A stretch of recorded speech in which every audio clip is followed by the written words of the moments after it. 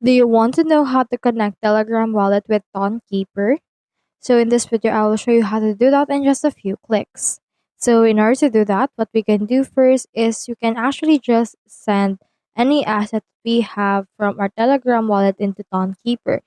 You don't need to connect those two anymore because you can just send directly from there. So what we can do is just click on the send option and then just choose in here this external wallet option. Now from in there, let's choose in here Toncoin and receive it from Tonkeeper. Click on continue option right here, and then from in there, just enter in here the Ton address or domain. So you can either paste the wallet address you have will get on Tonkeeper, or just scan it using this QR code right here. You can also click onto the three dots and you can reload it and the likes, and you can see in here a lot more. After you have pasted in here the address, just click on send and it will be sent.